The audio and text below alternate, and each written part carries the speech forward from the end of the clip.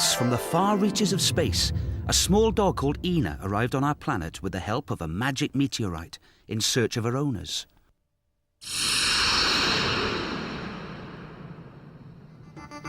Only the magic meteorite could explain to Ina where they were and where they were going. On our own planet Earth, another small dog was looking for a friend. This little dog was Turbo. It was here that Turbo met the magic meteorite. Turbo thought it a fun thing to play with. "Stop pushing me," said the meteorite. "I'm busy recharging my energy." And so Turbo met Ina, and their friendship began. A friendship that would take them through so many incredible and fantastical journeys. "Come on," cried Ina, "we can travel in your armchair." Turbo thought for a moment, and then he agreed.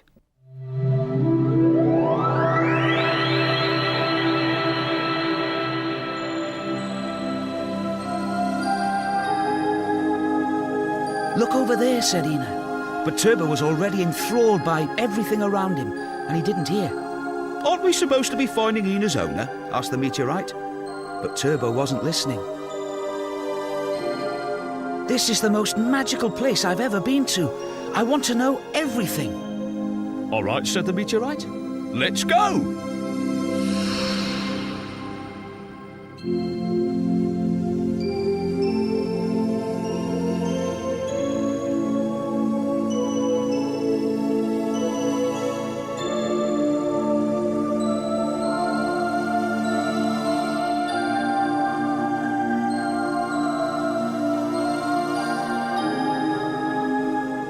Once more, Turbo and Ina were travelling in space to find Ina's owners, to discover as much as they could about the galaxy they lived in.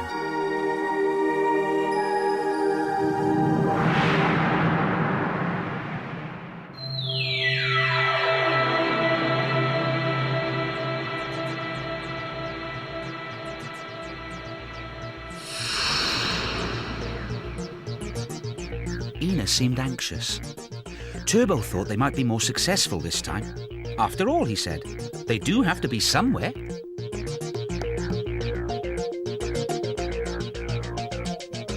The brightest of all the stars was Venus. It's known as the evening and morning star. Turbo and Ina were excited by the idea of landing on Venus. "I'm afraid you won't be able to breathe on Venus. Even my magic can't manage that. I'm going to have to put up a protective shield." "That's better," said the meteorite.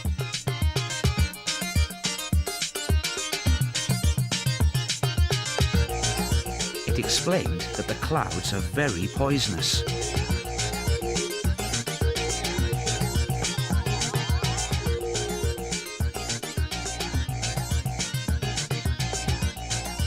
Both Turbo and Ina agreed the smell was becoming really horrible.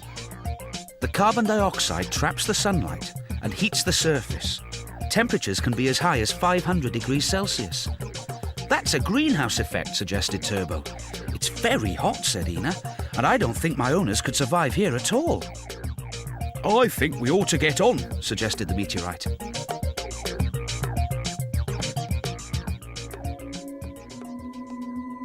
The meteorite explained that they were going nearer the sun, to Mercury, the closest planet to the sun.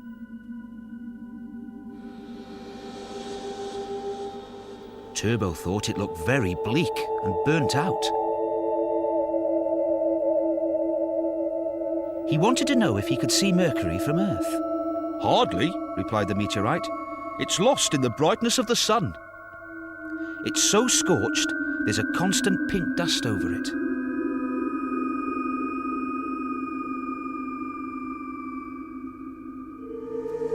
Mercury seemed to have no atmosphere. Ina knew that whereas the Earth turned round completely in 24 hours, Mercury took 58.5 days. Turbo was impressed. This planet was hardly moving at all. They worried about deciding when they would eat their food if a day was so long. It was time to move on. "You'll burn your feet if you stay any longer."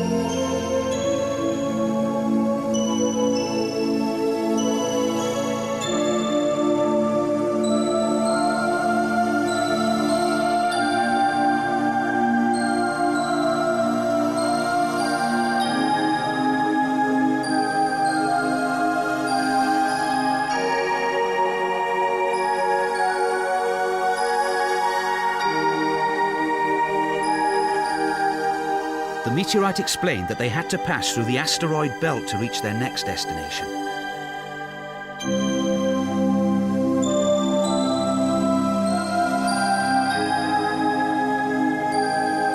An asteroid can be from 1 mile wide up to several hundreds of miles across. The idea did not appeal to them. After all, one of the great asteroids could come hurtling straight at them.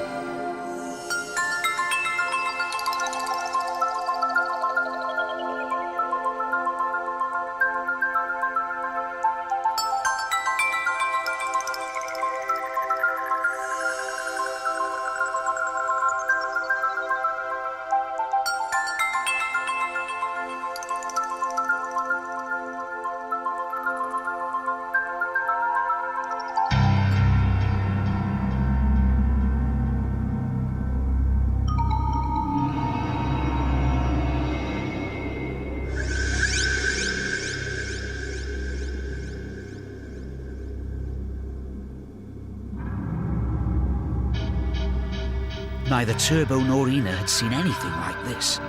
Nothing so absolutely huge and enormous.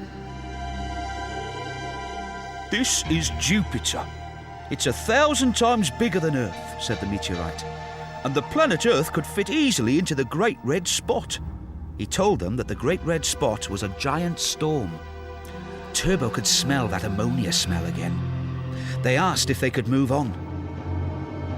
You're right, Turbo, said the meteorite. And Ina's family will not be here.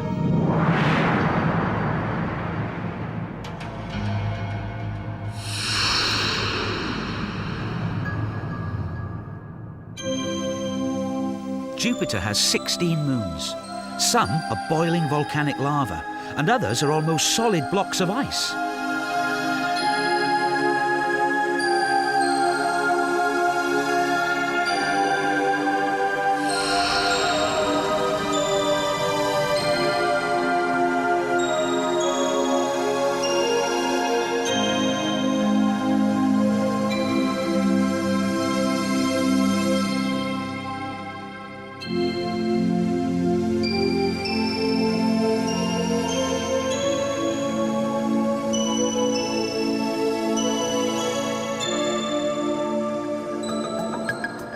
And these, said the meteorite, are the twin planets Neptune and Uranus.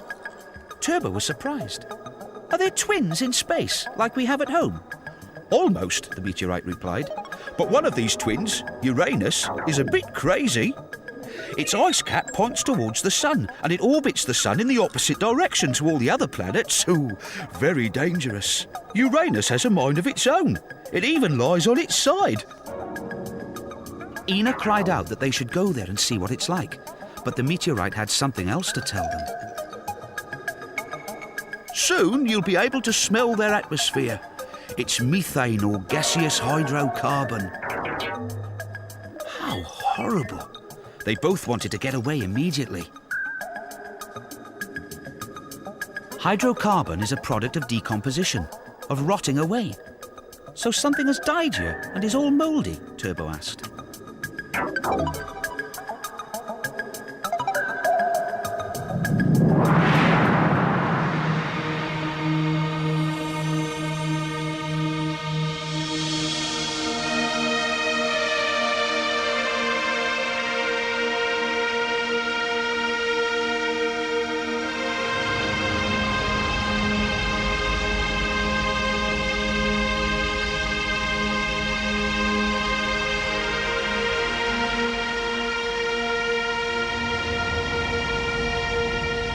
Where are we? Asked Turbo, searching for some clue.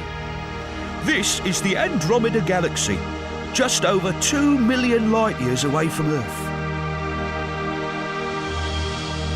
There was something quite mysterious ahead of them. What's that? Said Turbo. That, said the meteorite, is a quasar, the farthest object in the universe that is known to man.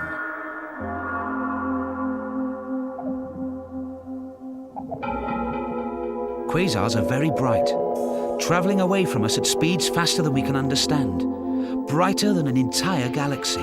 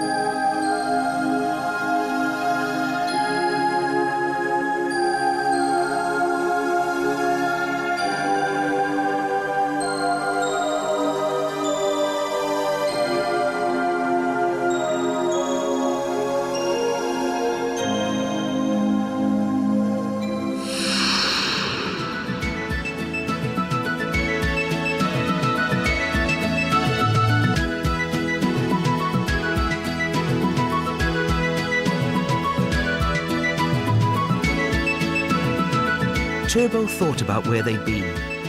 We've certainly been on a special journey. I wonder what's really up there. Don't worry, Ina. We'll find your owners next time.